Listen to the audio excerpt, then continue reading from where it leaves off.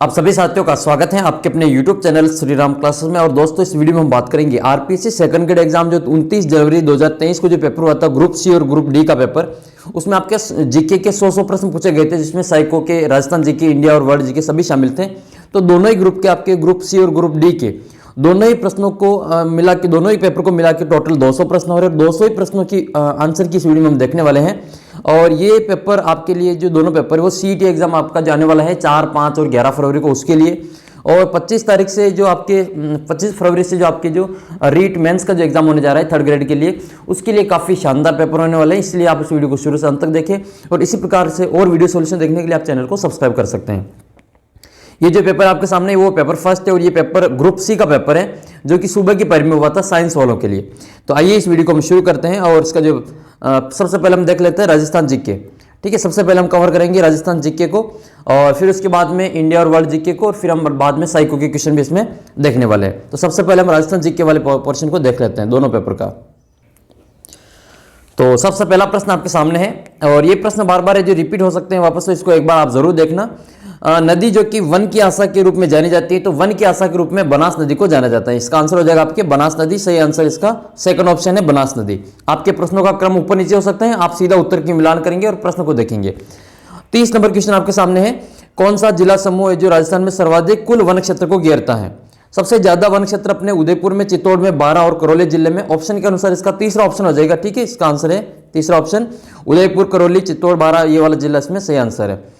राजस्थान का कौन सा एक प्रदेश अलसी उत्पादक प्रदेश है? तो हाड़ौती प्रदेश इसका आंसर हो जाएगा। अलसी एक तिलहन फसल के रूप में भी इसको जाना जाता है, तो इसका आंसर हो जाएगा आपके हाड़ौती प्रदेश।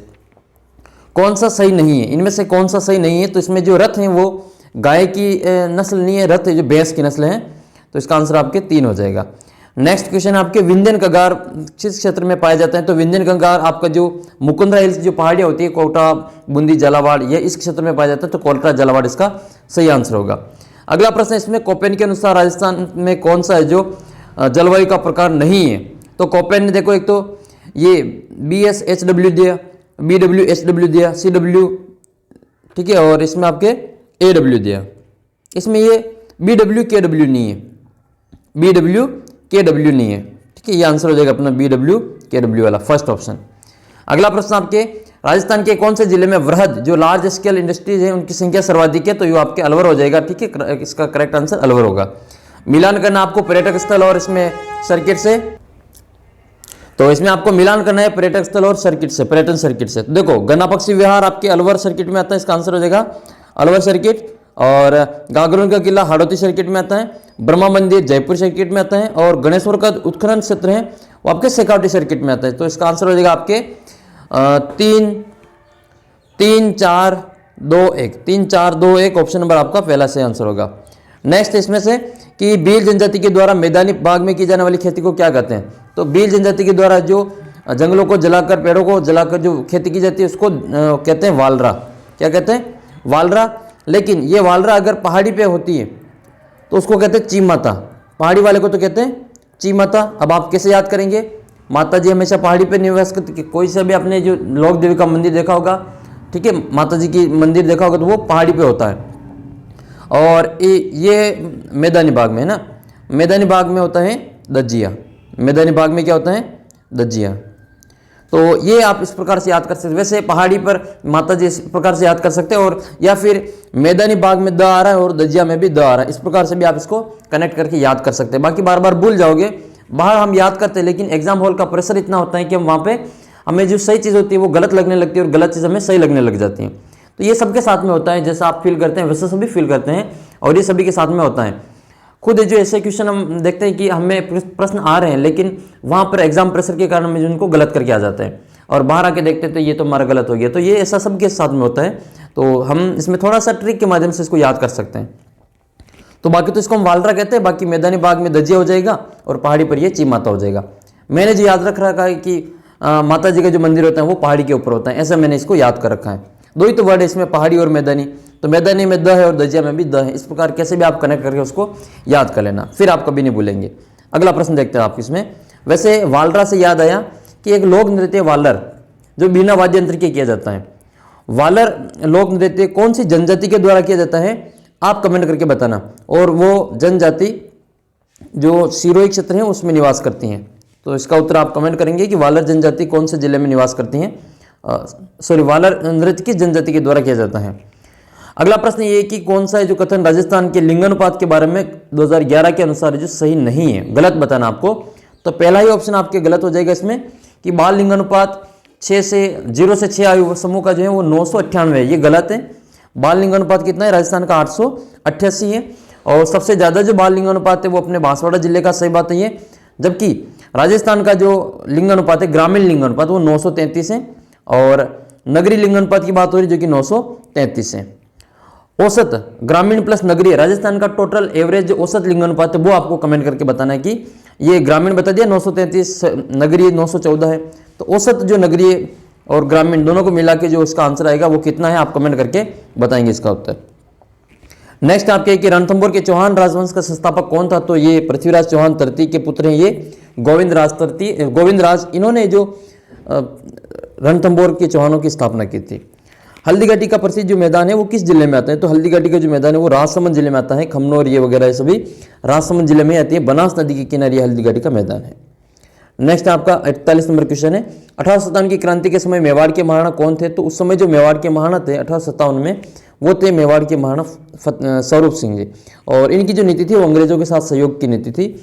नेक्स्ट है 42 नंबर क्वेश्चन। देखो ये क्वेश्चन कितना है जो आसान है, लेकिन ये क्वेश्चन है जो इसमें कन्फ्यूजन हो गया था और गलत करके आ गया मैं भी। तो इसका जो आंसर है वैसे तो कोलियरी है, कोलियरी गांव में इनका जन्म हुआ था। मोतीलाल तेजावत का जो जन्म है वो कोलियरी में हुआ था। इन्होंने अपनी जो गतिविधियों की जो शुरुआत की थी वो जाडोल से की थी और एकी आंदोलन की जो वास्तविक शुरुआत मानी जाती है वो मातृकुंडिया चित्तौड़गढ़ राजसमित से मानी जाती है। तो ये क्वेश्चन कहीं ना कहीं जो वहाँ पे एग्जाम प्रेशर इतना रहता है कि आपका जो कुछ क्वेश्चन तो आते हुए भी गलत हो जाते हैं। तो ये क्वेश्चन मेरे साथ में ऐसा ही हुआ है, आपके साथ में भी ऐसे कई सारे क्वेश्चन होते हैं जो आपको आते हुए भी वहाँ पे गलत हो जाते हैं। तो इसका आंसर हो जाएगा आपके कोलियरी। लेकिन ये पक्का है कि जो प्रश्न हम एग्जाम हॉल में गलत करके आते हैं वो प्रश्न वापस दोबारा कभी भी गलत नहीं होता है, ये भी बात सही है। तो 43 नंबर क्वेश्चन आपके सामने इस प्रकार है कि उदयपुर में स्थापित देश हितैषणी सभा का मुख्य उद्देश्य क्या था। तो इसका जो आंसर हो जाएगा आपके डी वाला ऑप्शन है कि विवाह संबंधित कठिनाइयों का समाधान करने के लिए उदयपुर में ये देश हितैषणी सभा की स्थापना की गई थी। इसका आंसर हो जाएगा आपके विवाह संबंधी कठिनाइयाँ। नेक्स्ट है आपके किस सभ्यता स्थल को धूलकोट कहा जाता है। तो धूलकोट के दो, आगाटपुर के दो, ये सभी आहार सभ्यता के ही प्राचीन नाम है। और ये आहार सभ्यता जो है आपके उदयपुर से संबंध रखती है। कौन सा जिला है, उदयपुर। नेक्स्ट है कांतली, कौन सी सभ्यता कांतली नदी के उद्गम पर स्थित है। तो गणेश्वर जो सभ्यता है जिसको हम ताम्रवती सभ्यता के नाम से जानते हैं, ताम्रवती सभ्यताओं की जननी कहते हैं इसको। और ये गणेश्वर सभ्यता आपके नीम का थाना सीकर जिले में आती है। इसका आंसर हो जाएगा आपके गणेश्वर। कांतली नदी का संबंध गणेश्वर सभ्यता से है। वर्तमान जो राजस्थान है वो अपने गठन में के प्रक्रिया संपूर्ण कब हुई थी। तो ये 1 नवंबर 1956 को हुई थी। राजस्थान का एकीकरण टोटल 7 चरणों में होता है, तो 7वां चरण जो पूरा हुआ था वो 1 नवंबर 1956 को हुआ था। और इसी दिन जो अपने राजस्थान के जो राज प्रमुख राज्यपाल के रूप में बदल गए थे, यानी कि पहले राज प्रमुख के रूप में जाने जाते थे, फिर इनको बाद में 7वां संविधान संशोधन हुआ और उसमें राज प्रमुख के स्थान पर राज्यपाल की नियुक्ति होने लगी। नेक्स्ट है आपके 47 नंबर। अच्छा, राजस्थान के प्रथम राज्यपाल कौन थे। राजस्थान के जो फर्स्ट राज्यपाल है वो कौन थे, आप कमेंट करके बताना कि राजस्थान के पहले राज्यपाल कौन थे। अगला प्रश्न है कि इनमें से कौन से लोक देवता का मंदिर, अच्छा लोक देवता का मंदिर जो मल्लीनाथ जी, उनका मंदिर कहाँ स्थित है। लोक देवता मल्लीनाथ जी का मंदिर आपके तिलवाड़ा है। और तिलवाड़ा में कौन से जिले में आता है, ये तिलवाड़ा बाड़मेर में आता है। और ये बाड़मेर में यहाँ पे लूनी नदी के किनारे जो लोक देवता मल्लीनाथ जी का मंदिर बना हुआ है। एक आपको कन्फ्यूजन करता है मल्लीनाथ जी के साथ, जैसे ही नाम है आपके तल्लीनाथ जी। तो ये आप कमेंट करके बताना कि तल्लीनाथ जी का जो मंदिर है वो राजस्थान के किस जिले में स्थित है। ठीक है, राजस्थान का पंजाब, थोड़ा सा मैं आपको हिंट दे देता हूँ, फिर आप इसका आंसर कमेंट कर देंगे। नेक्स्ट है, अच्छा फिर इसमें एक और प्रश्न है कि जैसे तिलवाड़ा तो आपके बाड़मेर में है, तिलवाड़ा तो बाड़मेर में है, और एक है तलवाड़ा जहाँ पर जो त्रिपुरा सुंदरी का मंदिर है, बांसवाड़ा में आता है। तलवाड़ा जो त्रिपुरा सुंदरी का मंदिर है वो बांसवाड़ा जिले में आता है। उमरई गांव आपको पता होगा इसमें। और फिर इस एक है तलवाड़ा झील। तो ये तलवाड़ा झील राजस्थान के उत्तरी जिलों में स्थित है। जो उत्तर दिशा में जो जिले हैं उन जिलों में से किसी एक जिले में स्थित है। आप कमेंट करके बताना कि ये तलवाड़ा झील किस जिले में स्थित है। ठीक है, बाकी ये तलवाड़ा दक्षिण में है, एक जो कि बांसवाड़ा जिले में आता है। और ये त्रिपुरा सुंदरी का यहाँ पे मंदिर है, त्रिपुरा सुंदरी जो पांचाल जाति की कुल देवी, आप सभी को इसमें थोड़ी बहुत इसकी जानकारी तो सभी को है। 48 नंबर क्वेश्चन है कि सूर्य और विष्णु के सम्मिलित भाव की प्रतिमा किस मंदिर से प्राप्त होती है? तो ये सप्तरत्न मंदिर के रूप में जाना जाता है। सूर्य मंदिर है जालरापाटन का, और इस मंदिर की विशेषता है कि इसमें भगवान सूर्य को घुटनों तक जो जूते पहना हुए दर्शाया गया है। तो ये आपके जो सूर्य मंदिर जालरापाटन झालावाड़ में स्थित है। वैसे जालरापाटन को घंटियों का शहर कहा जाता है। जो राजस्थान के पूर्व मुख्यमंत्री हैं वसुंधरा राजे, इनका जो निर्वाचन क्षेत्र है, विधानसभा क्षेत्र, वो जालरापाटन ही है। और वसुंधरा राजे की आराध्य देवी हो त्रिपुरा सुंदरी, जो कि तलवाड़ा बांसवाड़ा जिले में इनका मंदिर बना हुआ है। बूंदी का जो तारागढ़ किला है, इसका निर्माण किसने करवाया था? तो बूंदी के तारागढ़ किले का निर्माण बरसिंह ने करवाया था। एक तारागढ़ राजस्थान में एक और है, जिसका दूसरा जो तारागढ़ है वो अजमेर में स्थित है, ठीक है, जिसको राजस्थान का जिब्राल्टर कहा जाता है, और ये भारत का दूसरा जिब्राल्टर के रूप में भी इसको जाना जाता है। तो ये बरसिंह के निर्देशन में ही ये जो निर्माण कार्य हुआ था बूंदी के तारागढ़ का। फिर आपका अगला प्रश्न है कि महिला चित्रकार है कमला और इलायची, ये किस चित्रशैली से संबंध रखती हैं? तो कमला इलायची ये आपके नाथद्वारा चित्रशैली से अपना संबंध रखती हैं। कमला और इलायची ये दो महिला चित्रकार है जो कि नाथद्वारा चित्रशैली से अपना संबंध रखती हैं। इसी प्रकार से एक दो महिला चित्रकार और हैं जो अजमेर चित्रशैली से अपना संबंध रखती हैं। और ये क्वेश्चन मैंने आपको कितनी बार जो पूछा जा चुका है। तो उष्णा और साहिबा दो महिला चित्रकार है जो कि अजमेर चित्रशैली से अपना संबंध रखते हैं, अजमेर। नेक्स्ट क्वेश्चन की ओर बढ़ते हैं। नेक्स्ट क्वेश्चन ये कि तनसुखलाल मित्तल है वो किस प्रजामंडल संगठन से जुड़े हुए हैं? ये क्वेश्चन आपने हो सकता है पहली बार ही सुना होगा, क्योंकि ये जो नाम है ये पहली बार ही आया है एग्जाम के दृष्टिकोण से।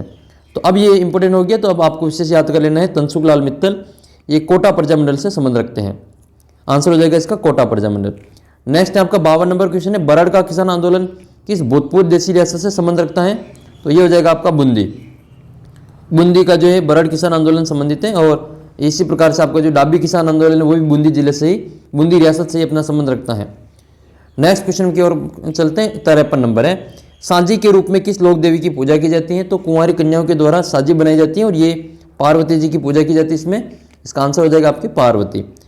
नेक्स्ट है मांदलिया नामक जो आभूषण है वो महिलाएं किस अंग में धारण करती हैं, पहनती हैं? तो वैसे तो मांदलिया गले का आभूषण है, मांदलिया, तिमणिया, सुरलिया ये गले के आभूषण है, लेकिन ऑप्शन में आपके वक्ष दे रखा है, तो फिर आपके चेस्ट छाती हो जाएगी, ठीक है, वक्ष। और अगला प्रश्न है कि मानचरित्र रासों की रचयिता कौन है? तो इसका आंसर हो जाएगा कवि नरोत्तम। कवि नरोत्तम के द्वारा ये रचित है मानचरित्र रासो। नेक्स्ट क्वेश्चन की ओर बढ़ते हैं। नेक्स्ट क्वेश्चन ये कि अग्नि नृत्य का उद्गम स्थल किस स्थान से हुआ है? तो अग्नि नृत्य जो बीकानेर का जसनती संप्रदाय है, कतरियासर स्थान, वहां से उद्गम होता है।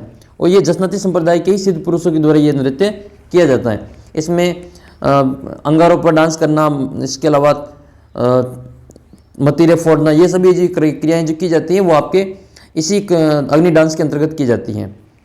नेक्स्ट है राजस्थान का राज्यपाल कौन से विश्वविद्यालय का कुलपति नहीं होता है? तो राजस्थान का राज्यपाल जो सेंट्रल लेवल के जो यूनिवर्सिटीज होती हैं राजस्थान में जितने भी, उनके कुलपति नहीं होते हैं, कुलाधिपति नहीं होते, कुलपति नहीं कुलाधिपति। तो राजस्थान में जितने भी सेंट्रल लेवल के जो यूनिवर्सिटीज़ होती हैं उनके राज्यपाल जो कुलाधिपति नहीं होते हैं। तो अपने राजस्थान में सेंट्रल लेवल का एक विश्वविद्यालय है, केंद्रीय विश्वविद्यालय, जो कि आपके बांदर, सिंदरी, किशनगढ़, अजमेर में आता है।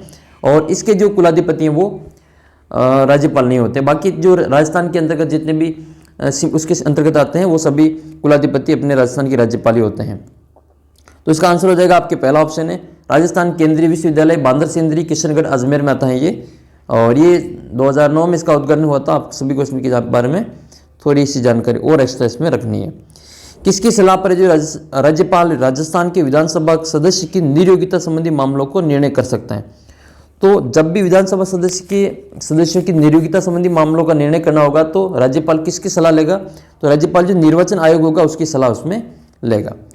नेक्स्ट है फूटा देवल। अब कुछ क्वेश्चन ऐसे होते हैं जो आपने हो सकता है कि पहली बार ही सुने होंगे, या फिर ये इन प्रश्नों को जो वहाँ का जो लोकल कैंडिडेट है वो इसको कर सकता है।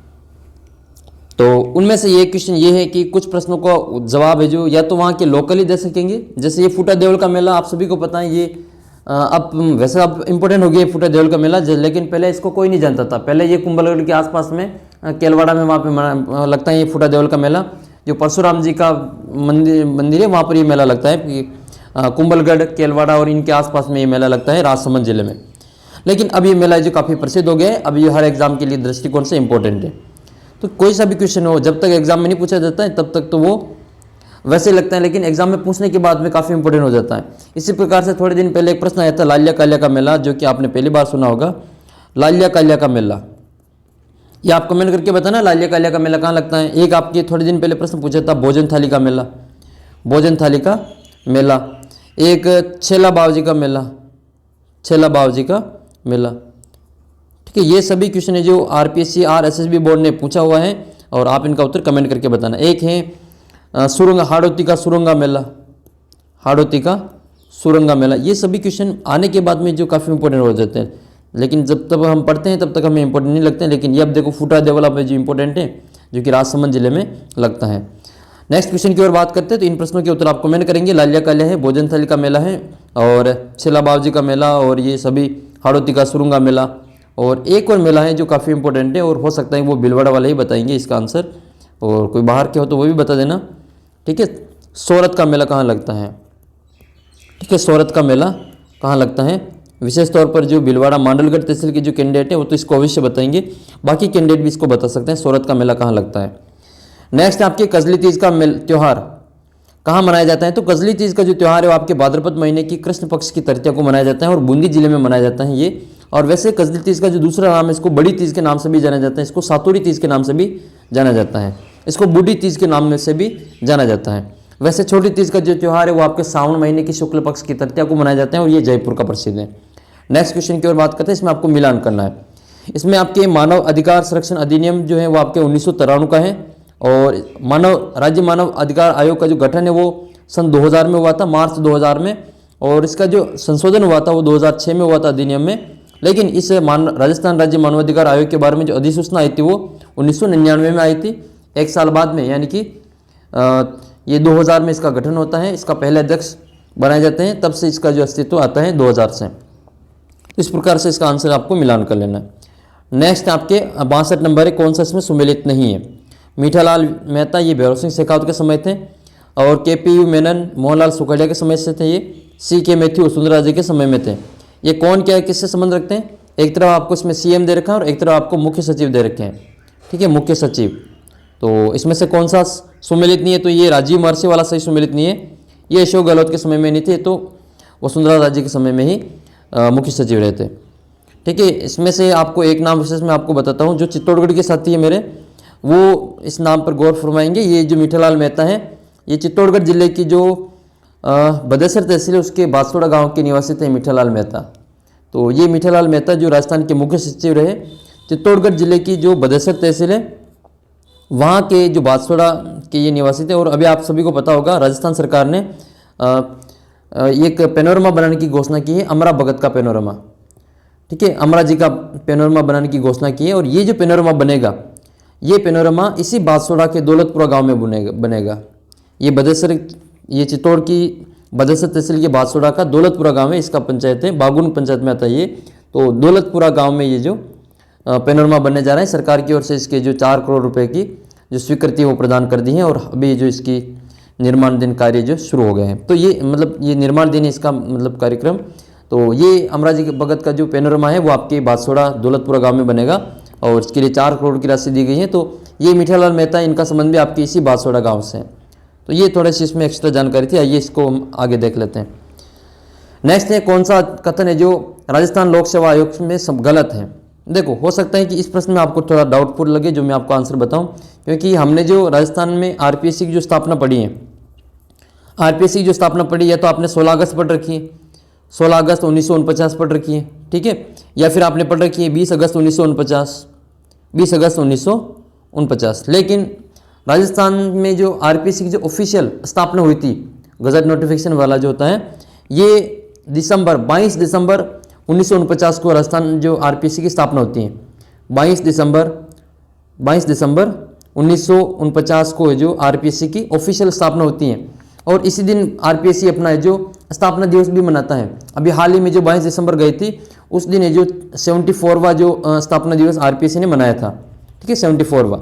तो ये इसको थोड़ा सा आपको हो सकता है कि इस प्रश्न में आपको डाउटफुल लगे, लेकिन वास्तविक यही है कि इसकी जो स्थापना है वो 22 दिसंबर 1949 को ये आपने कई किताबों में जो इसकी तिथि वो 16 अगस्त और 20 अगस्त के रूप में पढ़ रखी है।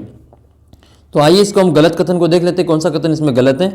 तो सबसे पहले देखते हैं कि 1951 में राज प्रमुख द्वारा आयोग के कार्यों को नियमित करने के उद्देश्य से विनिमय पारित किए गए थे। ये सही बात है। उस समय राज्यपाल नहीं हुआ करते थे, राज्यपाल तो 1956 में हुए थे। तो उस समय जो राज प्रमुख होते थे वही जो इनको नियमित करने का कार्य करते थे। उस समय जो इसके अध्यक्ष बनाए गए थे, पहले अध्यक्ष, वो मुख्य न्यायाधीश थे राजस्थान के SK घोष, ठीक है। इनको इनका जो प्रथम अध्यक्ष बनाया गया था। और इसकी जो स्थापना है वो सही बात है, दिसंबर 1949 में ही हुई थी। लेकिन कई कैंडिडेट है जो इसको आंसर ये गलत करके आए होंगे, तो ये थोड़ा सा इसमें एडिशनल जो ऑफिशियल डाटा है वो आपके 22 दिसंबर 1949 है। बाकी RPSC के शुरू में जो अध्यक्ष एक था और इसके 2 सदस्य हुआ करते थे। तो इसका आंसर हो जाएगा आपके चौथा वाला ऑप्शन, ये है अध्यक्ष सहित 4 सदस्य इसका आंसर है। तो नेक्स्ट क्वेश्चन की ओर बढ़ लेते हैं हम। इसमें इसका गलत ऑप्शन आपके चौथा है, बाकी सही सही में लेते हैं।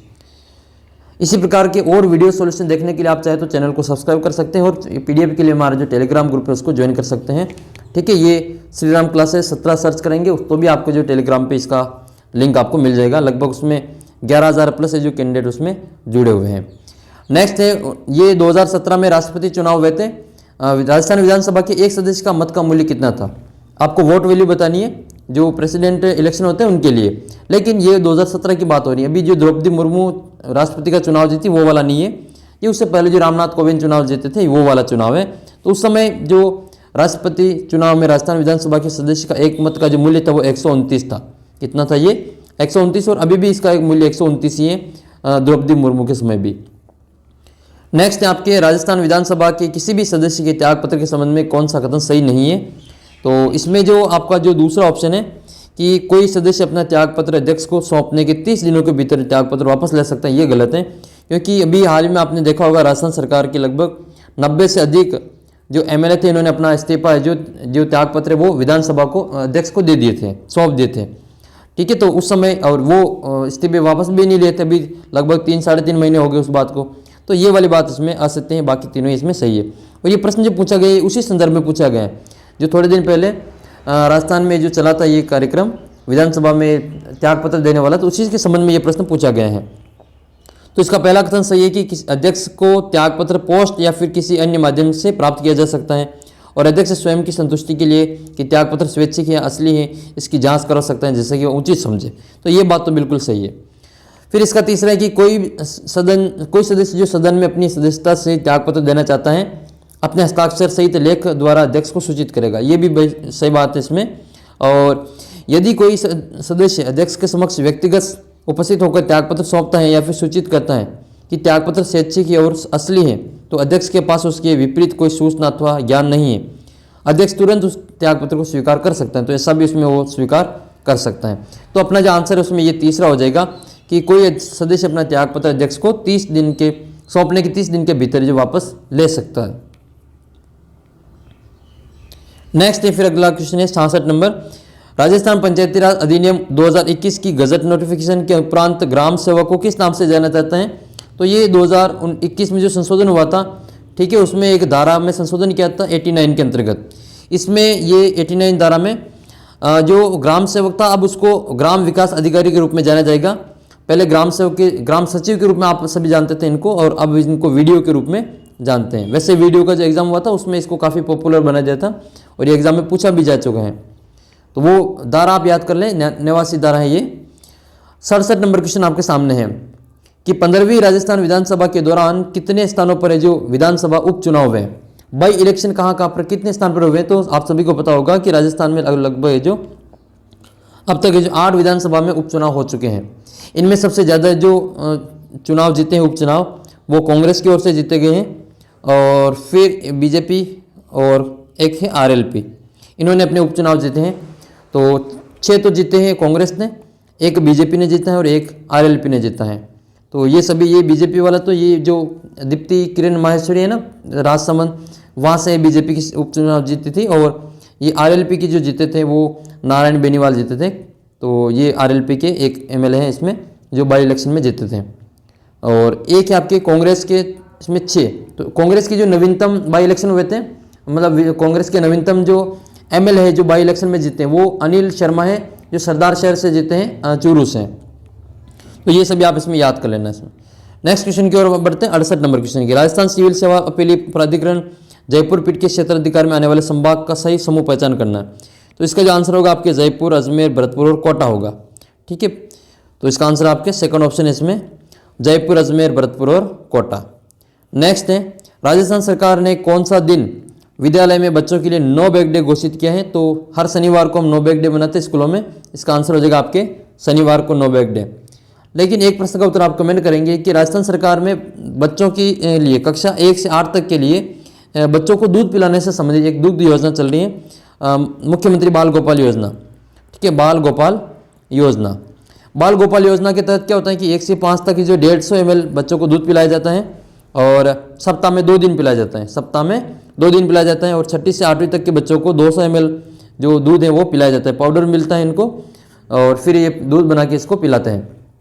तो ये सप्ताह में 2 दिन जो निर्धारित किए गए थे वो पहले आपके मंगलवार और एक तो मंगलवार था और एक आपके शुक्रवार था। लेकिन सरकार ने कुछ 2 या 3 दिन पहले एक आदेश जारी करके इस मंगलवार के स्थान पर दूसरा वार तय किया है। तो आप कमेंट करके बताना है कि अब सरकार की ओर से जो आदेश निकाला गया था उसमें मंगलवार के स्थान पर कौन से वार को जो दूध पिलाया जाएगा। तो इसका उत्तर आप जरूर कमेंट करें, मंगलवार के स्थान पर कौन सा नया वार इसमें सम्मिलित किया है। और ये जो मुख्यमंत्री बाल गोपाल योजना है और पोशाक वितरण की जो योजना है वो आपके शुरू की गई थी 19 नवंबर 2022 को ये शुरुआत की गई थी। 19 नवंबर को 2 योजनाएं शुरू हुई थी, एक तो ये मुख्यमंत्री बाल गोपाल योजना, एक वो मुख्यमंत्री पोशाक वाली जो योजना है, यूनिफॉर्म वाली, वो वाली। यूनिफॉर्म में भी आपको पता है दो ड्रेस के लिए आपको इसमें कपड़ा मिलता है और 200 रुपये का जो डीबीटी के माध्यम से बच्चों के खातों में सीधा जमा करवाया जाता है। तो ये आपको इसमें विशेष याद रखना है। अगला ऑप्शन की ओर बात करते हैं इसमें आपके कि भारत की जो अध्यक्षता के दौरान दिसंबर 2022 में G20 की प्रथम शेरपा बैठक कहाँ पे आयोजित हुई थी। तो ये आप सभी को पता है, ये उदयपुर में हुई थी और उदयपुर में दिसंबर के प्रथम सप्ताह में ये आयोजित हुई थी।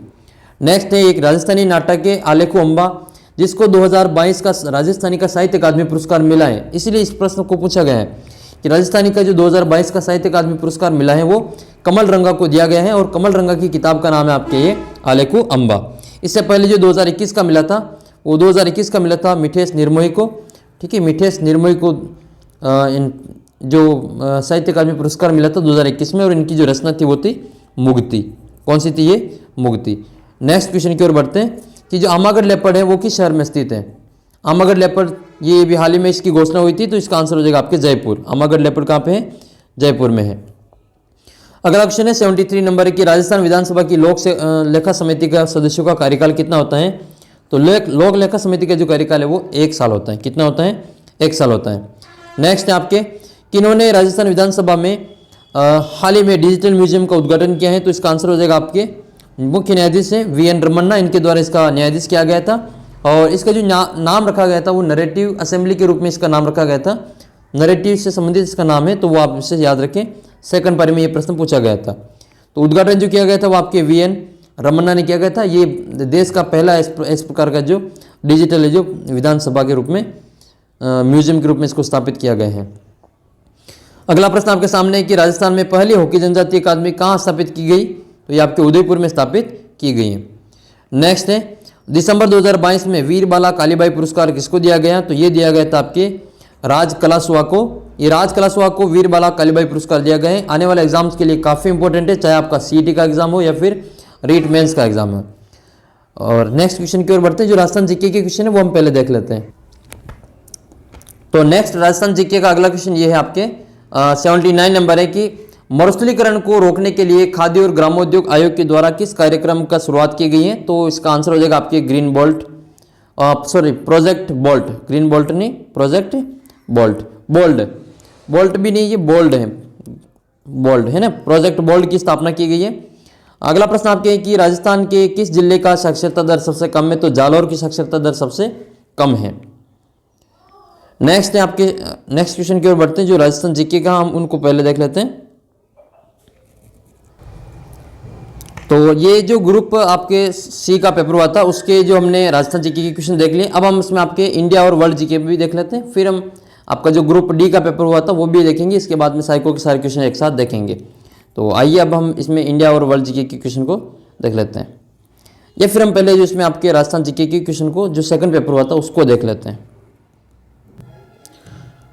तो चलो एक बार हम पहले जो ग्रुप आपका सी का पेपर था उसी को देख लेते हैं इसमें। तो ये इसमें हम इंडिया और वर्ल्ड जी के देख लेते हैं पहले। पृथ्वी के महाद्वीपीय भाग पर सबसे गहरा स्थान बिंदु कौन है? ये आपके एशिया में। और नेक्स्ट है वायुमंडलीय भूमंडलीय पवनें प्रमुखता निर्भर करती हैं, तो ये निर्भर करती हैं वायुदापेटी के उद्भव पर, पृथ्वी के गुणन पर और महाद्वीपों और महासागरों के वितरण पर। ए बी डी इसका सही आंसर होगा, A B D second option. Next question फिर वर्ल्ड माइग्रेशन रिपोर्ट 2022 के अनुसार 2019 में विश्व स्तर पर अंतर्राष्ट्रीय प्रवासियों का अनुमानित संख्या कितनी थी? तो 272 मिलियन इसका आंसर होगा, तीसरा ऑप्शन। प्रायद्वीपीय भारत के पठारों का पश्चिम से पूर्व की ओर सही क्रम कौन सा है? तो सबसे सही क्रम इसमें कि दक्कन का पठार है, फिर दंडाकरणी पठार है, फिर छोटा नागपुर का पठार है और फिर मेघालय का पठार। इसका सेकंड ऑप्शन हो जाएगा। वर्ष 2022 का जलवायु परिवर्तन सम्मेलन कहाँ पे हुआ था? तो ये आपके शर्मन अल शेख मिस्र में हुआ था, पहला ऑप्शन है। 2020 के अनुसार महाद्वीपों को उनकी जनसंख्या के अनुसार आपको अवरोही क्रम में बताना है, तो ये सही अवरोही क्रम है। सबसे पहले अफ्रीका है, यूरोप है, उत्तरी अमेरिका और फिर दक्षिण अमेरिका। ABCD इसका आंसर हो जाएगा, तीसरा ऑप्शन। नेक्स्ट है भारत में उष्णकटिबंधीय शुष्क सदाबहार वन कहाँ पाए जाते हैं? तो तमिलनाडु तट के सहारे पाए जाते हैं। जीवाश्म ईंधन के वर्ग के अंतर्गत भारत में कौन से गैर परंपरागत ऊर्जा के स्रोत सर्वाधिक संपादित उत्पादन क्षमता पाई जाती है? तो ये जल विद्युत ऊर्जा हो जाएगा, दूसरा option. Hydro energy second option. Next है कौन सा इसमें सही सुमेलित नहीं है? तो इसमें आपके मानसून तंत्र के बारे में, ये जो एल नीनो धारा हैं वो मानसून तंत्र को प्रभावित करती हैं, प्रशांत महासागर के दक्षिण पूर्वी भाग में मई जून में प्रकट होती है, तो ये इसका आंसर हो जाएगा, चौथा ऑप्शन। कौन सी नदी जो सुहाद्री नदी के पश्चिम की ओर बहने वाली नदी नहीं है? तो ये हो जाएगी आपकी इंद्रावती नदी। नेक्स्ट है हाल ही के वर्षों में भारत में कौन से क्षेत्र विदेशी प्रत्यक्ष विनियोग में अंतःप्रवाह का सर्वाधिक प्राप्त करता है? तो ये हो जाएगा सूचना तकनीकी क्षेत्र, information technology sector, B option. 2021-22 का आर्थिक सर्वेक्षण के अनुसार भारत का सबसे अनुकूल व्यापार संतुलन किसके साथ में था? तो USA, बांग्लादेश और नेपाल के साथ में था। नेक्स्ट है ये ऑपरेशन ग्रीन योजना के संबंध में कौन सा कथन सही है? तो इसके तीनों ही कथन इसमें सही है। योजना नवंबर 2018 में शुरू हुई थी। योजना बाद में टॉप से टोटल तक विस्तारित की गई। 41 जल्दी खराब होने वाली वस्तुओं को इसके लिए इसको शुरू किया गया है और वर्तमान में 52 उत्पादन क्लस्टरों से 41 जल्दी खराब होने वाली वस्तुओं को कवर किया जा रहा है। तो इसमें ABC तीनों ही ऑप्शन सही है। ये भारत में बिजनेस एक्सपेंडेशन इंडेक्स BEI का जो प्रकाशन है वो कौन करता है? तो ये RBI करता है, रिजर्व बैंक ऑफ इंडिया इसका प्रकाशन करता है। भारत शासन अधिनियम 1935 के अनुसार प्रस्तावित संघ विधायिका के उच्च सदन का नाम क्या है? तो वो काउंसिल ऑफ स्टेट्स है। कैबिनेट मिशन योजना के अनुसार संविधान सभा की गठन कब हुआ? तो ये दिसंबर 1946 में हुआ था, लेकिन इसमें ऑप्शन ही नहीं है, तो फिर अपना आंसर या तो डिलीट होगा या फिर इसका निकट का आंसर मानेंगे नवंबर 1946। वैसा ही क्वेश्चन है जो डिलीट होगा। संविधान सभा की महत्वपूर्ण समितियों के बारे में कौन सा कथन गलत है वो आपको बताना है। पहला, ये KM मुंशी स्टीयरिंग समिति के अध्यक्ष थे, सही है। जवाहरलाल नेहरू संघ शक्तियों की समिति के अध्यक्ष थे, ये भी सही है। और संघ शक्तियों की समिति में 9 सदस्य थे, ये भी सही है। सरदार पटेल वाला गलत हो जाएगा इसमें कि सरदार पटेल संघ संविधान समिति के अध्यक्ष थे, ये गलत है। ये राज्यों की जो संविधान समिति थी उसके अध्यक्ष थे ये। नेक्स्ट है कौन सा देश 2021-22 अप्रैल नवंबर की अवधि के दौरान भारत के आयात स्थलों में शीर्ष पे था? तो आयात की बात हो रही है, ये किसकी बात हो रही है इसमें? आयात की। तो आयात में चीन था, निर्यात में USA था, तो आयात में इसका आंसर हो जाएगा चीन। नेक्स्ट है आपके 1919 के अधिनियम ने भारत में पहली बार जो किस व्यवस्था की शुरुआत की थी? तो इसका आंसर हो जाएगा आपके प्रत्यक्ष निर्वाचन। 98 नंबर क्वेश्चन है किसकी स्वतंत्रता का मूल अधिकार में सदस्य नहीं शामिल किया गया है? तो अंतःकरण की जो स्वतंत्रता वो उसमें शामिल नहीं है। नेक्स्ट है संविधान की उद्देशिका में कौन सी विशेषता निर्वाचित राष्ट्रपति को प्रकट करती है? तो ये हो जाएगा आपका गणतंत्र। फिर आपको सूची 1 और सूची 2 से मिलान करना है कि उम्मीदवारों की, इसमें आपको मिलान करना है कि उम्मीदवारों के आचरण पूर्व संबंध जानने का मतदाता का जो अधिकार है वो अनुच्छेद 19(1)A में शामिल है, ये इसका चौथा हो जाएगा। और सेकंड है आपके एकांता का अधिकार 21 में है, शिक्षा का अधिकार 21A में है, मानव दुर्भाव का जो अनुच्छेद 23 में है। नेक्स्ट जो क्वेश्चन आपके इंडिया वर्ल्ड जीके में ये इंडिया जीके का है। भारत के राष्ट्रपति की पदावधि के संबंध में कौन सा कथन सही नहीं है? इसका जो सही आंसर है वो इसका चौथा ऑप्शन हो जाएगा कि राष्ट्रपति भारत के मुख्य न्यायाधीश को संबोधित करके अपने हस्ताक्षर सहित लेख द्वारा पद त्याग सकेगा, ये गलत है। बाकी जो तीनों इसमें सही है। नेक्स्ट है भारत के संविधान के भाग 4 क में कौन सम्मिलित नहीं है?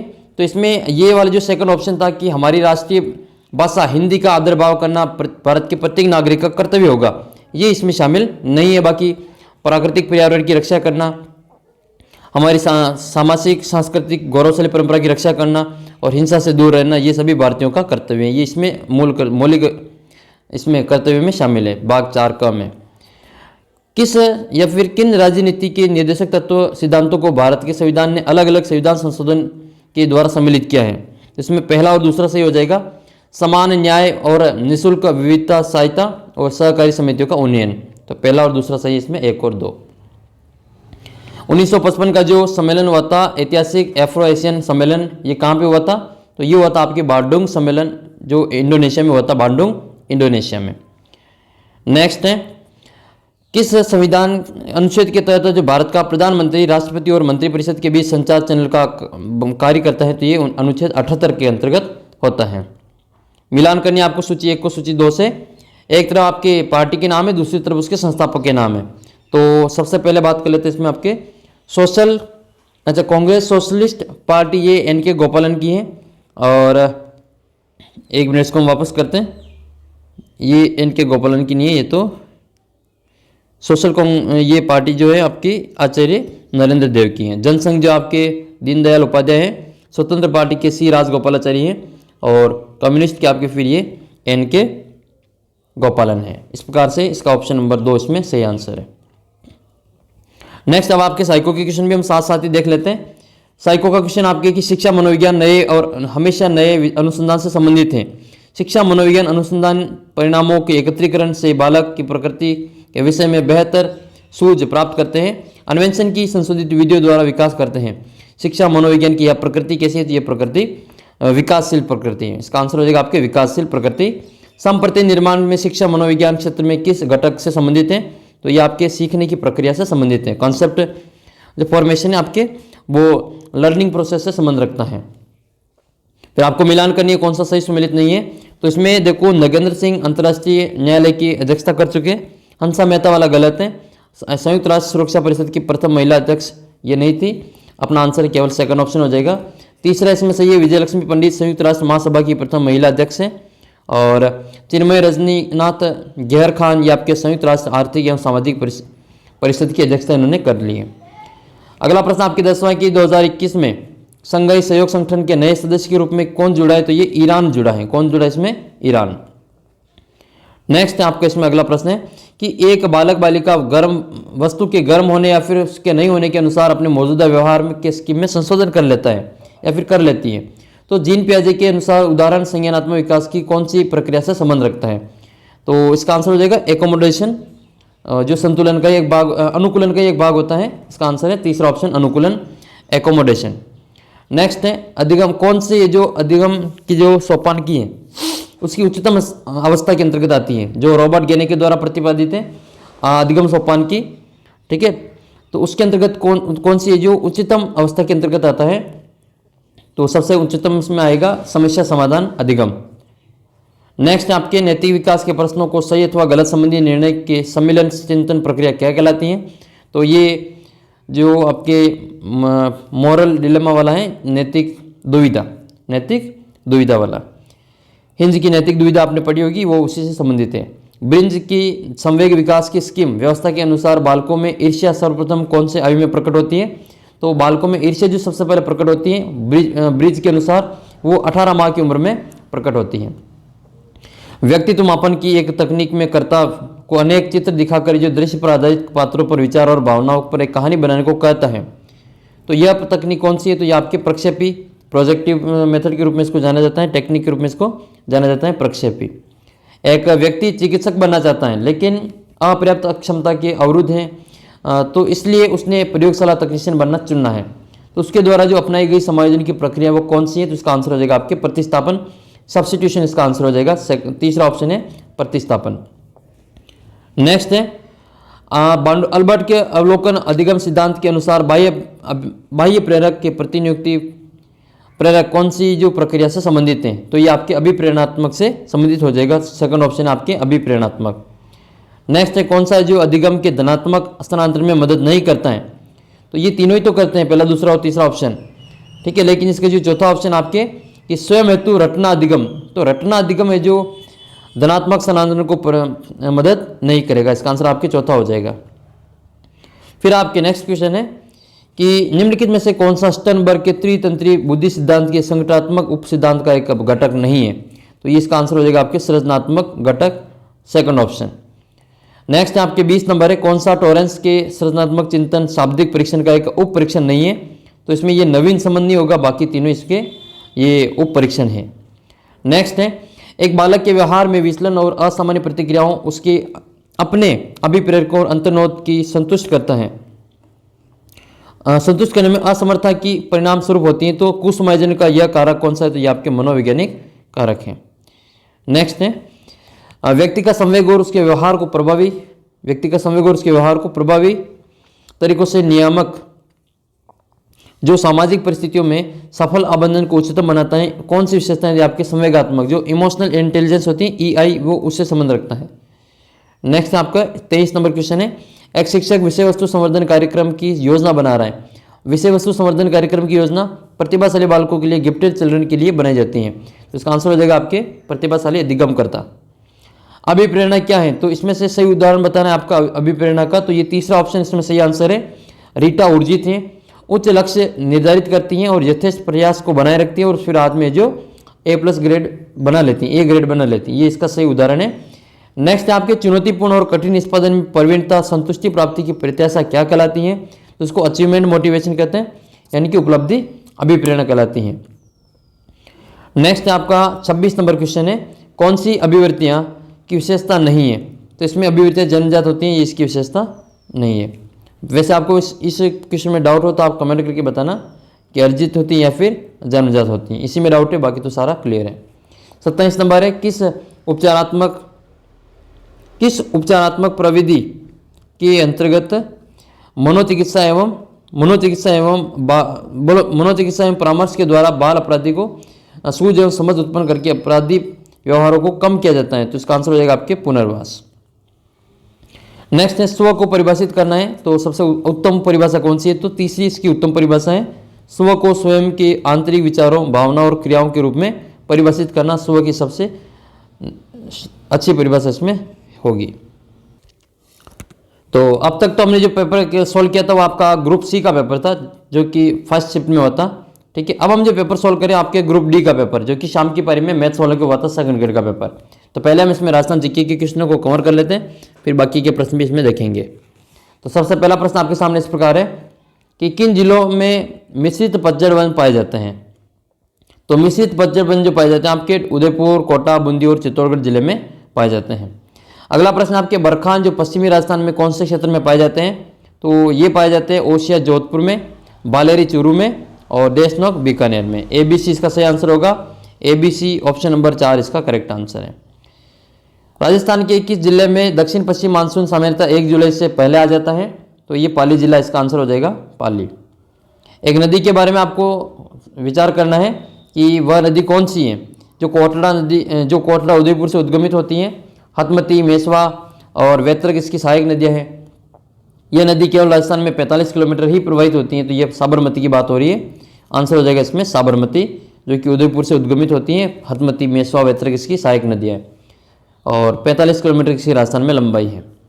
2001 से 2011 के दशक में राजस्थान में न्यूनतम जनसंख्या वृद्धि दर वाले जिलों का सही युग्म कौन सा है, तो गंगानगर और झुंझुनू इसका आंसर हो जाएगा। अगले प्रश्न में फिर मिलान करनी है सूची 1 को सूची 2 से। देखो गेहूं सबसे ज़्यादा उत्पादक होते हैं गंगानगर में, बाजरा अलवर में हो जाएगा, ये चावल बूंदी में है, चावल बूंदी में और मक्का भीलवाड़ा में। इस प्रकार से इसका आपको मिलान कर लेना है। 19वीं पशु गणना हुई थी 2012 में और 20वीं पशु गणना हुई थी 2019 में। इसमें पशुधन की कुल संख्या में परिवर्तन कितना हुआ है, तो 1.66% की इसमें कमी हुई है। तीसरा ऑप्शन इसमें सही आंसर हो जाएगा। और आप कमेंट करके बताना कि 20वीं पशु गणना जो 2019 में हुई है, सबसे अधिक कमी कौन से पशु के संख्या में हुई है, सबसे अधिक कमी किस पशु की संख्या में हुई है, इसका उत्तर आप कमेंट करके बताना। नेक्स्ट है राजस्थान में सर्वाधिक 2011 के अनुसार जनगणना के अनुसार में किस जिले में सर्वाधिक ग्रामीण लिंगानुपात है, जिसका उत्तर हो जाएगा आपके पाली। पाली का जो ग्रामीण लिंगानुपात है वो सबसे ज्यादा है। नेक्स्ट है 24 नंबर क्वेश्चन है, किस सभ्यता के निकट जो अशोक के 2 शिलालेख प्राप्त हुए हैं, तो ये प्राप्त हुए थे बेराट से। कहाँ से प्राप्त हुए? बेराट से। कैप्टन बर्ट आपने नाम सुना होगा, तो ये वही बाबरू का शिलालेख। मंडोर प्रत्याहार वंश की किस शासक ने वंशावली प्रारंभ होती है, तो हरिश्चंद्र और रज्जिल, दो कन्फ्यूजन वाला ऑप्शन है इसमें। वैसे इसका आंसर रज्जिल है, लेकिन इसका उत्तर हरिश्चंद्र भी हो सकता है। नेक्स्ट है 26 नंबर है, आपके पास कोई ऑथेंटिक सोर्स में आपने इसका पढ़ा हो तो आप कमेंट करके बताना इस 25वें का सही उत्तर कि रज्जिल है या फिर हरिश्चंद्र है। चौहान शासकों में किस शासक को बिसल देव के नाम से जाना जाता है, तो विग्रहराज चतुर्थ को बिसल देव के नाम से जाना जाता है। 27 नंबर क्वेश्चन है कि जालोर के चौहान वंश की शाखा का संस्थापक कौन था, तो कीर्तिपाल था।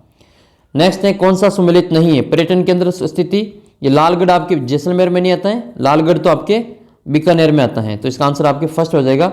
बाकी गागरोन, झालावाड़, कपिल सरोवर, कोलायत, दौलतबाग जैसलमेर में अजमेर में स्थित है। और आप कमेंट करके बताना ये दौलतबाग किस झील के किनारे बना हुआ है। नेक्स्ट है 29 नंबर, कौन सी सीमेंट फैक्ट्री आपकी चित्तौड़गढ़ जिले में नहीं है। देखो चित्तौड़गढ़ में ये बिरला सीमेंट वर्क्स है, चंदेरिया में आती है, बिरला सीमेंट वर्क्स चंदेरिया में है। और जेके सीमेंट वर्क्स ये निम्बाहेड़ा चित्तौड़गढ़ में है, निम्बाहेड़ा चित्तौड़गढ़। आदित्य सीमेंट ये सावा शंभूपुरा चित्तौड़गढ़ में आती है। और ये अपना हिंदुस्तान जो सीमेंट लिमिटेड है ये अपने चित्तौड़ में नहीं आती है, इसका आंसर हो जाएगा अपने फर्स्ट ऑप्शन। 30 नंबर है कि आहड़ की किस संस्कृति का प्रमुख केंद्र माना जाता है, तो आहड़ को लाल काले मृदबांड RBU के रूप में इसको जाना जाता है, RBU। ठीक है, लाल काले मृदबांड की इसकी विशेषता है। नेक्स्ट है खातौली के युद्ध में राणा सांगा ने किसको पराजित किया था, तो इब्राहिम लोदी को पराजित किया था, इसका आंसर हो जाएगा इब्राहिम लोदी।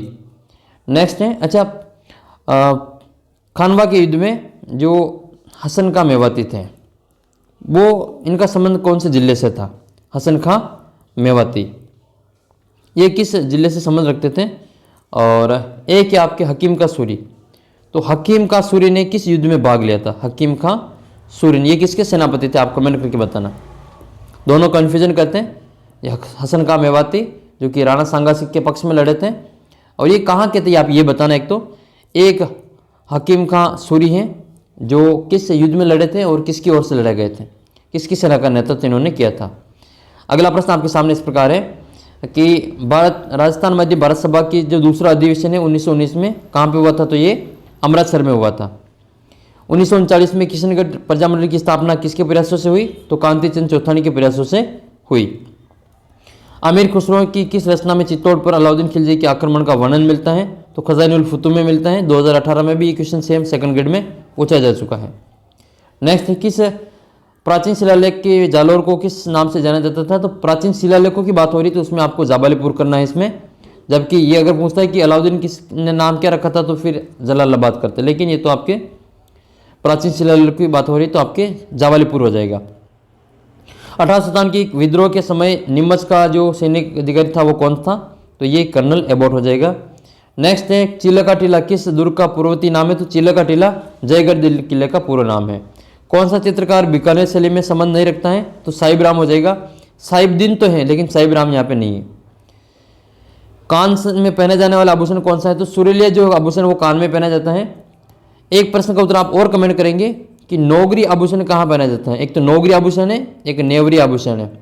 नौगरी और नेवरी दोनों का आप कमेंट करके बताना। बेसरी आभूषण ये नाक का आभूषण है, किशनगढ़ चित्रशैली में बड़ी ठनी के नाक में आपने देखा होगा बेसरी। तो नेक्स्ट है आपके संक्रिया नृत्य किए जाते हैं, तो कालबेलिया से संबंधित है संक्रिया। नेमिनाथ बारहमासी के रचिता आपके पलहन है। मत्स्य संघ की मंत्रिमंडल में कौन शामिल नहीं था, तो इसमें आपके प्रेम नारायण माथुर शामिल नहीं था, बाकी तीनों ही तो शामिल थे। कुंदन घटना ये आपके सीकर किसान आंदोलन से संबंध रखती हैं। कुंदन सीकर नागणेची माता का मंदिर नगड़ा गांव बाड़मेर में स्थित है। नेक्स्ट है आपके वर्तमान मुख्य सचिव है, महिला मुख्य सचिव है उषा शर्मा। इससे पहले मुख्य सचिव कितनी रह चुकी है, तो महिला मुख्य सचिव एक ही महिला मुख्य सचिव रही है। और प्रथम महिला मुख्य सचिव का नाम जो पहली बार रही थी उसका नाम आप कमेंट करके बताना। RPSC राजस्थान लोक सेवा आयोग अपना वार्षिक प्रतिवेदन किसको प्रस्तुत करते हैं, तो ये राजस्थान के राज्यपाल को प्रस्तुत करते हैं। चारण चर्चाएं क्या है, तो चारण चर्चाएं लोक देवी जो करणी माता इनकी प्रस्तुतियां हैं। राजस्थान का राज्यपाल किसको पद की शपथ नहीं दिलाता है? तो ये विधानसभा अध्यक्ष को शपथ नहीं दिलाते हैं। 213 किस राज्यपाल कौन सी शक्ति प्राप्त है? तो अध्यादेश जारी करने की शक्ति प्राप्त है। मानवाधिकार आयोग के संबंध में कौन सा कथन सही नहीं है? इनमें से कौन सा कथन सही नहीं है? तो इसका चौथा ऑप्शन है कि केवल उच्च न्यायालय का पूर्व मुख्य न्यायाधीश ही राजस्थान राज्य मानवाधिकार आयोग का अध्यक्ष नियुक्त कर सकता है। आरपीसी के संबंध में कौन सा सही है? तो इसमें उम्र वाला सही हो जाएगा ये, ठीक है। राजस्थान लोक सेवा आयोग का जो सदस्य है वो 6 साल या फिर 62 साल की आयु तक जो रह सकता है, जो भी इसमें पहले प्राप्त हो। विधानसभा में अंतिम बार जो किस वर्ष में अविश्वास प्रस्ताव पारित हुआ था? तो ये आपके 1985 में हुआ था। डेल्फिक खेलों में विचार करना है कौन सा कथन सही है? तो ये 18 से 35 साल की जो उम्र है वो तो सही है, राजस्थान की निवासी इसमें भाग ले सकेंगे। लेकिन इसमें जो तारीख भी सही दे रखी है कि इसका आयोजन कब होगा। ये डेल्फिक जो गेम है आपके 9 से 12 फरवरी तक 2023 में, यानी कि फरवरी महीने में ये उदयपुर में नई स्थान आयोजित होकर ये जवाहर कला केंद्र में आयोजित होंगे। जवाहर कला केंद्र कहाँ पे है? जवाहर कला केंद्र, ये जवाहर कला केंद्र आपके जयपुर में है। तो इसका आंसर आपके ये दूसरा गलत है, पहला सही है। तो सत्य कथन बता रहे हैं तो इसमें केवल एक सही है, दूसरा गलत है। होंगे कहाँ? तो उदयपुर में नहीं होंगे, कहाँ पे होंगे? जवाहर कला केंद्र, ये जयपुर में होंगे। पंचायती राज के संबंध में कौन सा सही नहीं है? तो 11वीं अनुसूची है, 243 भी है, 40 भी है, अनुच्छेद 41 नहीं है। अच्छा, 11वीं अनुसूची में पंचायती राज के कितने विषय का वर्णन किया गया है? आपको विषय की संख्या बतानी है। 11वीं अनुसूची में पंचायती राज के कितने विषय शामिल है? आप कमेंट करके बताना इसका आंसर। विधानसभा की जो कार्यमंत्रणा समिति होती है उसका अध्यक्ष कौन होता है? तो विधानसभा का अध्यक्ष होता है। 15वीं विधानसभा के 15वीं विधानसभा के जो प्रोटेम स्पीकर है वो कौन बनाए गए थे? कौन थे? तो ये आपके गुलाब चंद कटारिया हैं, जो कि उदयपुर से चुन के आते हैं ये। और प्रथम विधानसभा के जो प्रोटेम स्पीकर कौन थे वो आप कमेंट करके बताना, और प्रथम विधानसभा के अध्यक्ष भी। नेक्स्ट है, किस आयु वर्ग की महिलाओं को उड़ान योजना के अंतर्गत लाभ लेने का प्राप्त है? तो राजस्थान सरकार की उड़ान योजना है IM शक्ति उड़ान योजना, जो कि 10 से 45 वर्ष की महिलाओं और बालिकाओं के लिए है ये। तो ये इसका आंसर हो जाएगा 10 से 45 वर्ष इसकी आयु सीमा रखी गई है। निःशुल्क सैनिटरी नैपकिन वितरण से संबंधित इस योजना को शुरू किया गया है। नेक्स्ट क्वेश्चन है 85 नंबर क्वेश्चन है कि राजस्थान की प्रथम हस्तशिल्प नीति के बारे में गलत कथन बताना है। तो इसका जो ऑप्शन है दूसरा, दूसरा नहीं चौथा, कि यह नीति मार्च 2025 तक प्रभावी रहेगी, ये गलत है। बाकी तीनों इसमें सही है। फिट इंडिया मूवमेंट में राजस्थान कौन से स्थान पर आता है? तो फिट इंडिया मूवमेंट में राजस्थान की जो रैंक है वो पहली रैंक है, फर्स्ट रैंक है। नेक्स्ट है 2011 के अनुसार जनगणना की तुलना करनी है, और 2011 के अनुसार एक में क्या गलत है वो आपको बताना है। तो ये जनसंख्या घनत्व में कोई बदलाव नहीं हुआ, ये गलत है। मतलब बदलाव तो हुआ है, जनसंख्या घनत्व तो बढ़ा है, तो बाकी तीनों ही सही है।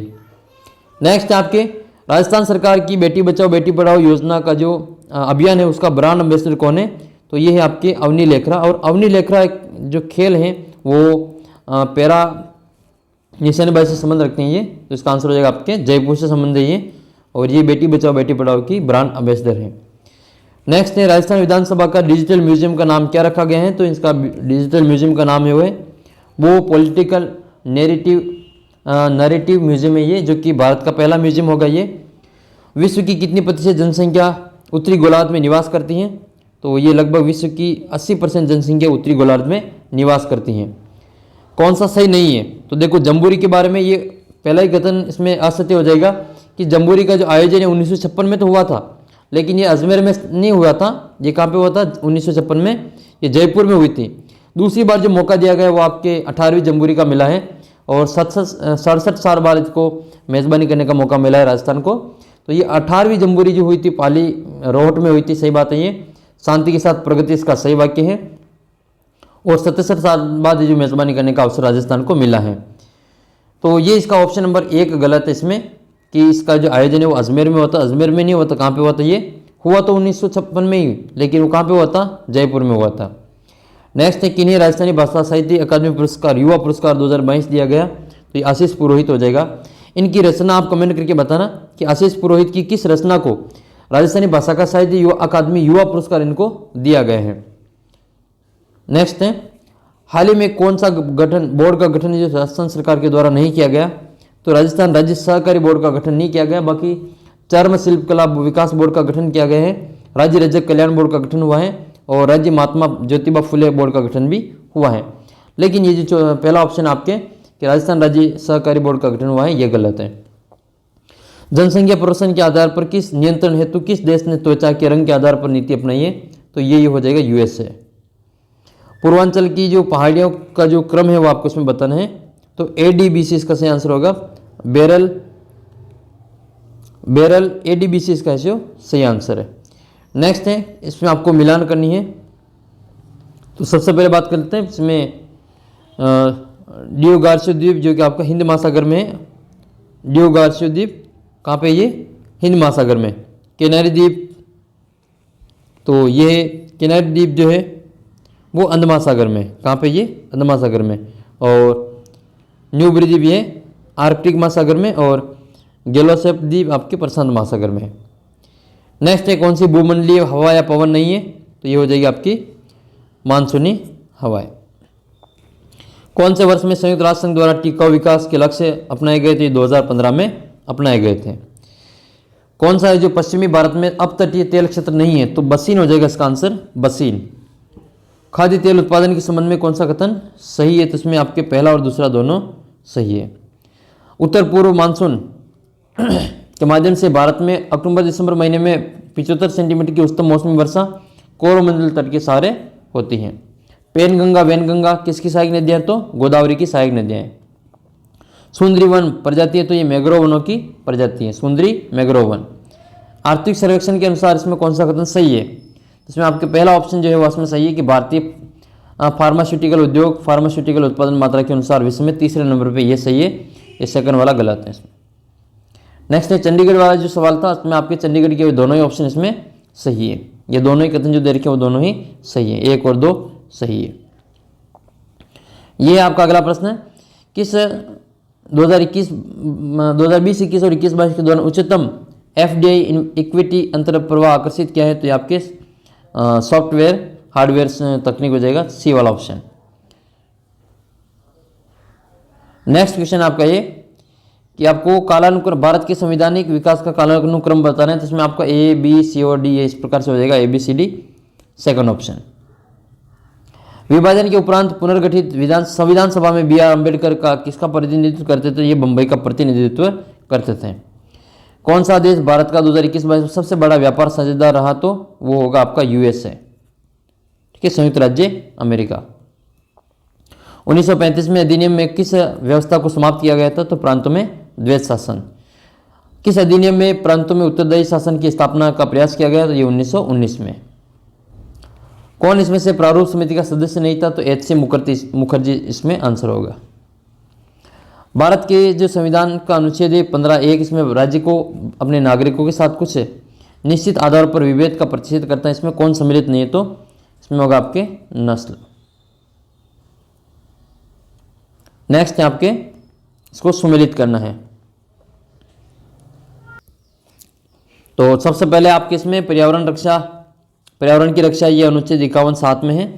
सार्वजनिक संपत्ति की सुरक्षा 51(8) में है, और वैज्ञानिक दृष्टिकोण जो आपके 51(4) में, और देश की रक्षा आपके 90 में है। नेक्स्ट है बहुजन समाज पार्टी, ये गलत ऑप्शन दे रखा है। राजनीतिक दलों में आपको गलत कथन का चयन करना है, तो बहुजन समाज पार्टी ये वाला गलत हो जाएगा। 1985 में इसकी स्थापना नहीं हुई थी। जो विकल्प अनुच्छेद 39 के अनुसार आर्थिक न्याय से नहीं जुड़ा हुआ है, तो ये आपकी निजी संपत्ति का विरोध हो जाएगा। नेक्स्ट क्वेश्चन आपके 90 नंबर है, किस अनुच्छेद के तहत राज्यपाल द्वारा आरक्षित रखे गए विधायकों को राष्ट्रपति निर्णय लेता है, तो इसमें आपका 201 हो जाएगा। किस प्रधानमंत्री के कार्यकाल में उप प्रधानमंत्री पद नहीं दिया गया था किसी भी मंत्री को, तो यह राजीव गांधी के समय में था। वर्ल्ड सोशल फोरम की पहली बैठक कहाँ हुई थी, आपके ब्राजील में हुई थी। साइको के क्वेश्चन देख लेते हैं। कौन सा कथन है जो शिक्षा मनोविज्ञान के महत्व को नहीं समझ में नहीं है, तो इसमें आपके जो ऑप्शन है दे रखा है चौथा ऑप्शन, ये विद्यार्थियों की कमजोरी और उसकी असफलताओं को नज़रअंदाज करने में प्रेरित करता है, ये गलत है। बाकी शिक्षा मनोविज्ञान के संदर्भ में महत्व में ये तीनों ही तो सही है, चौथा इसमें गलत है। चौथा ऑप्शन अपना आंसर है। मिलान करनी है इसमें आपको, तो बीजू जनता दल आपके उड़ीसा के हैं, नवीन पटनायक यहाँ के मुख्यमंत्री है। और बात करते हैं लोक जनशक्ति पार्टी जो कि बिहार की हैं ये, और ऑल इंडिया फॉरवर्ड ब्लॉक ये पश्चिम बंगाल का है, और नेशनल लोक दल ये आपका हरियाणा का है। एशियाई एकजुटता की अभिवृद्धि के लिए स्वतंत्रता के बाद प्रथम एशियाई संबंध सम्मेलन जवाहरलाल नेहरू ने कब आयोजित किए? तो 1947 में आयोजित किए थे। भारत ने अब तक जो सुरक्षा परिषद में अस्थायी सदस्य के रूप में कितनी बार चुना जा चुका है? तो 8 बार चुना जा चुका है। जीन पियाजे के अनुसार प्रदर्शन संज्ञानात्मक विकास की निर्धारित अवस्था नहीं है, तो ये अनौपचारिक वाली हो जाएगी। अनौपचारिक संक्रियात्मक अवस्था नहीं है, औपचारिक होती है। इनफॉर्मल नहीं होती, फॉर्मल और ऑपरेशनल स्टेज होती हैं। नेक्स्ट है, कौन सी कसौटी शिक्षा मनोविज्ञान को विज्ञान के रूप में मानने से संबंध में नहीं है? तो ये हो जाएगा इसका दूसरा ऑप्शन कि इसके सिद्धांत और नियमों में परिवर्तन संभव नहीं है। ये अपना आंसर है। बाकी तीनों ही जो विज्ञान को शिक्षा मनोविज्ञान को विज्ञान के रूप में मानने के संबंध में सही आंसर है। विकास के केंद्र से परिधि की ओर अग्रसर होने का विकासात्मक सिद्धांत कौन सा है? तो निकट से दूर वाला होगा, तीसरा ऑप्शन। प्रोक्सिमो डिस्टल हो जाएगा तीसरा ऑप्शन। नेक्स्ट है, कौन सा है जो निर्धारक बालकों के शारीरिक विकास में प्रभावित करता है? तो वंशानुक्रम, पोषण, विद्यालय के खेल, अंतःस्त्रावी ग्रंथियां, चारों हो जाएगा ABCD फर्स्ट ऑप्शन।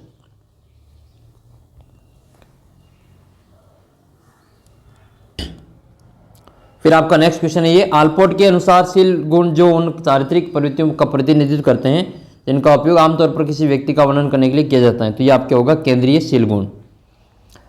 नेक्स्ट, एक अध्यापक विद्यार्थियों के एक प्रकरण को पढ़ाना चाहते हैं और पढ़ाने से पहले विद्यार्थियों को मानसिक रूप से तैयार करता है, तो ये आपके रेडीनेस का नियम है, तत्परता का नियम।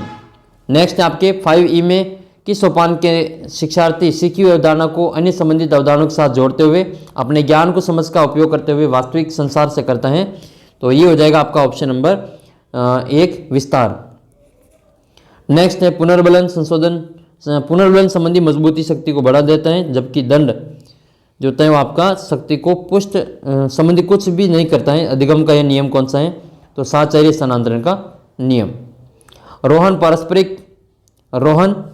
पारस्परिक बुद्धि परीक्षणों में निम्न अंक प्राप्त करता है, परंतु वास्तविक जीवन संबंधी जो समस्याओं को तीव्रता से पकड़ लेता है और संसार की कार्यप्रणाली के बारे में आसानी से ज्ञान प्राप्त कर लेता है। तो त्रितंत्रीय जो सिद्धांत है उसके अनुसार कौन सी बुद्धि इसमें होगी? तो ये हो जाएगी आपके व्यवहारिक बुद्धि। कौन सा इसका आंसर होगा? व्यवहारिक बुद्धि। कौन सा इसमें व्यक्तित्व आकलन की प्रक्षेपी विधि नहीं है? तो समाज मिति और व्यक्ति अध्ययन विधि, C और D ये प्रक्षेपी विधि नहीं है। जब कोई व्यक्ति अपने दुखद अनुभवों को जानबूझकर बोलता है और अचेतन मन में दबा देता है, जानबूझकर दबा रहा है, तो वो हो जाएगा आपका दमन। नेक्स्ट है, जबकि बलपूर्वक में होता है शमन। कौन सा गिलफोर्ड द्वारा है जो प्रतिपादित बुद्धि के त्रिआयामी सिद्धांत का स्वतंत्र से सही मिलान नहीं है? तो दूसरा और तीसरा इसमें सही मिलान नहीं है, B और C। इसका ऑप्शन नंबर 4 से आंसर होगा। पहला सही है, संक्रिया का मूल्यांकन होता है। मिलान करना आपको सही, कौन सा सही नहीं है? तो प्रतिभाशाली बालकों के लिए संवर्धन कार्यक्रम नहीं है, तो इसमें आपके विशिष्ट कक्षाओं का आयोजन होता है, विशेषज्ञ अध्यापक द्वारा उपलब्ध कराना ये भी होता है, उन्नत कोर्स प्रदान करना ये भी होता है, कॉमन कक्ष उपलब्ध कराना ये इसमें प्रतिभाशाली बालकों के लिए नहीं है। संरचनात्मकता की कौन सी अवस्था व्यक्ति थी यानी कि मूल विषय का अचानक प्रत्यक्षीकरण करता है? तो समस्या के विभिन्न घटकों से संबंध देखता है, तो ये होगा आपके प्रदीपन। किसी चीज़ को अपने से करने से अच्छे ढंग से करने और उसमें विशेषता दिखाने की स्वीकारात्मक इच्छा को क्या कहते हैं? उसको कहते हैं उपलब्धि अभिप्रेरणा। अभिप्रेरणा चक्र के किस घटक के परिणाम स्वरूप दैहिक और मनोदैहिक स्थिति में पुनर्प्राप्ति होती है? तो प्रोत्साहन इसका आंसर होगा। सही आंसर आंसर इसका प्रोत्साहन। अगला प्रश्न आपके हैं कि आप मंद गति के अधिगमकर्ताओं की कक्षा को शिक्षण करवा रहे हैं, किन शिक्षण तकनीकों का आप अपनाएंगे? तो एक तो आपको सरल शब्दों में निर्देश है, श्रव्य दृश्य सामग्री का उपयोग करेंगे और दैनिक जीवन से जुड़ी गतिविधियों को आयोजन करेंगे। मौखिक रूप से अमूर्त विचारों को प्रस्तुत करने से कोई मतलब नहीं, क्योंकि वो पहले से ही वो मंद गति से सीखते हैं। तो 1, 2, 4 और इसका आंसर होगा 1, 2, 4। तीसरा ऑप्शन है 1, 2, 4।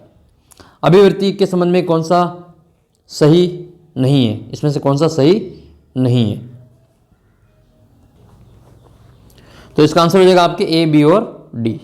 नेक्स्ट है आपके किसी विद्यार्थी को खाली समय में हमेशा चित्रकारी करते देखकर एक शिक्षक शिक्षार्थी की जो चित्रकारी में रुचि का अनुमान लगाता है, या सुपर द्वारा वर्गीकृत अभिरुचि का प्रकार कौन सा है? तो वो आपका होगा प्रकट। कौन सा हो जाएगा? प्रकट। तो ये थे दोस्तों आपके जो Rajasthan GK, India GK, world GK, psychology सभी के मैंने दोनों 200 ही प्रश्नों की आपके यहाँ पे आंसर की बताने की पूरी कोशिश की है।